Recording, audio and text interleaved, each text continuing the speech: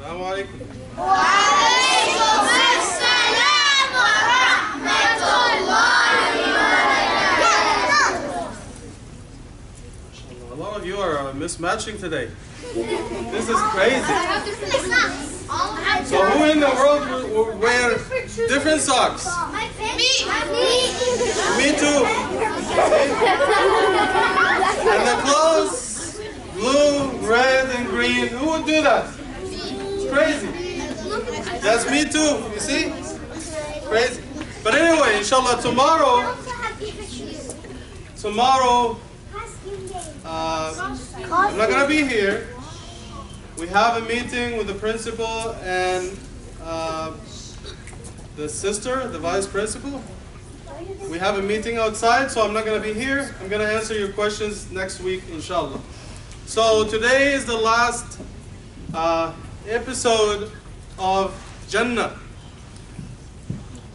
In the past, even in the Quran, when it talks about Jannah and people will have rivers and all these different things, the people of Mecca would make fun of the Prophet ﷺ and say that this is magic and this is nonsense, it's crazy, it's not going to happen. Because they couldn't believe that someone would come from the dead and stand for judgment and go to Jannah or hell. وَالْعِيَاذُ بِاللَّهِ.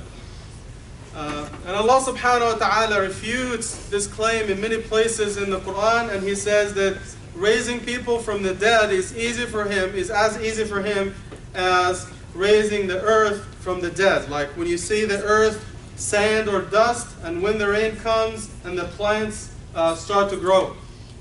In our time, a lot of people also think that this idea of Jannah and afterlife is a crazy thing. They say you go to Jannah and you see all the rivers and you see, all the things about Jannah that are mentioned in the Quran.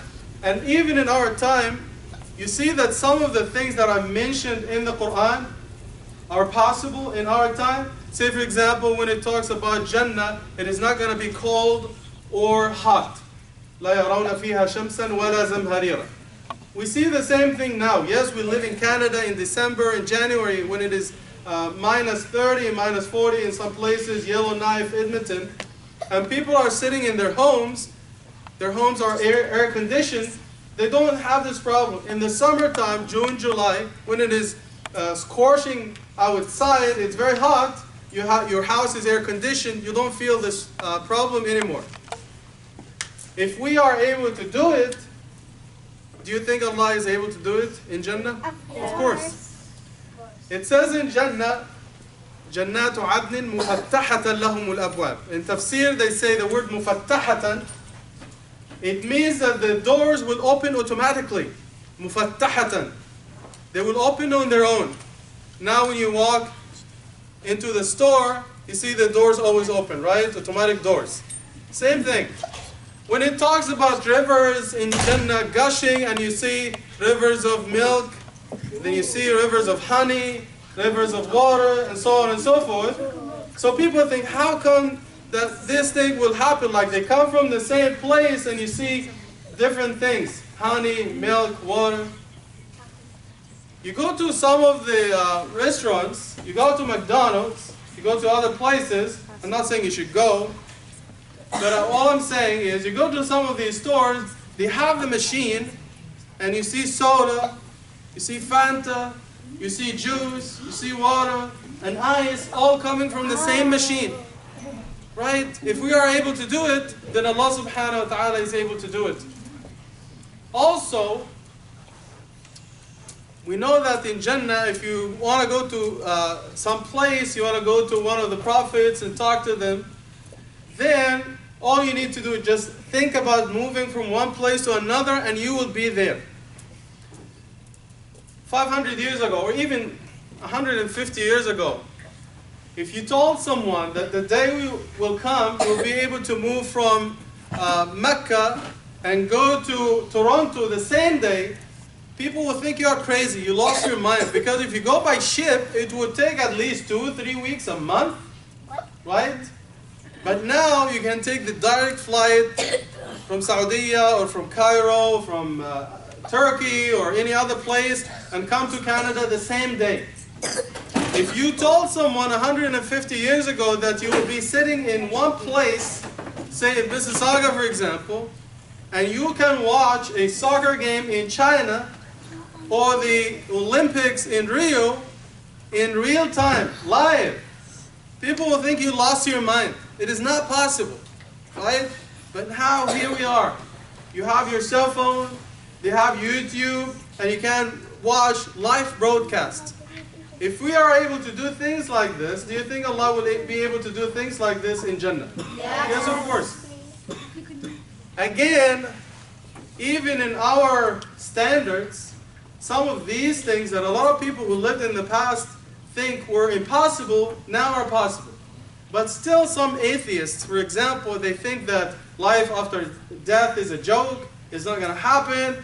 And the easiest way to explain this, I have 2 minutes, I'm going to give you a very good example, is to compare the life or the quality of life in the womb of our mothers to this world, now we are here, and you compare this, our life in dunya, to Jannah. It's the same idea, to make it easier for you. There are 2 twins. They're in the belly of their mom, in her tummy. 2 twins. Let's assume Mustafa 1 and Mustafa 2. So Mustafa 1 is Muslim, he's a believer in Jannah, in Akhirah, and good things will happen in Jannah. Then you have Mustafa 2 who is an atheist, he doesn't believe in afterlife, no judgment, no Jannah, no Jahannam, nothing. So Mustafa 1, who is a believer, says, listen Mustafa 2, now imagine this is all happening inside the belly of the mom, inside the uterus, inside, right? 2 twins. They are attached to their mom by the umbilical cord. They are twins. So Mustafa 1 says to Mustafa 2, who is an atheist, do you believe in life after birth? So Mustafa 2 says, life after birth? This is crazy. There's no such thing as life after birth. Once we're born, we're dead. This is the end for us. Now Mustafa number 1 says, no, I believe that there is something, there is another life after birth. We'll be able to walk, we'll be able to eat, and there will be light. We have darkness here, but there will be light wherever we are going after birth. So Mustafa number 2 says, you lost your mind. Life after birth, we're going to eat, we don't have teeth. You're going to see light, it's all dark. You're going to walk with these flimsy legs, we're not going to be able to walk. So Mustafa number 1 says, no, it's possible, I have a feeling that this will happen. Mustafa 2 says, no, it's not possible because even if we get out and we survive, we can't go far because our umbilical cords are too short, we can't go anywhere. Doesn't make sense. Mustafa 1 says, no, it is possible because when we leave this world, this small tummy of our mom, our mother will take care of us. Mustafa 2 said, you lost your mind. Do you believe in the existence of the mother? Mothers don't exist. He's still inside, right? So Mustafa 2 says, mothers don't exist. You lost your mind because we have never seen the mother. We have never hugged the mother. So mothers don't exist. So Mustafa 1 says, no, moms exist. They will take care of us. So Mustafa 2 said, you lost your mind. Mothers don't exist. We have never seen them. We have never spoken to them. We don't see them. We don't touch them. They don't exist. Mustafa 1 says, no. Yes, we haven't seen our mother. We haven't touched her. We've spoken to her. We haven't hugged her. All you need to do is just shut up and listen to her heartbeats.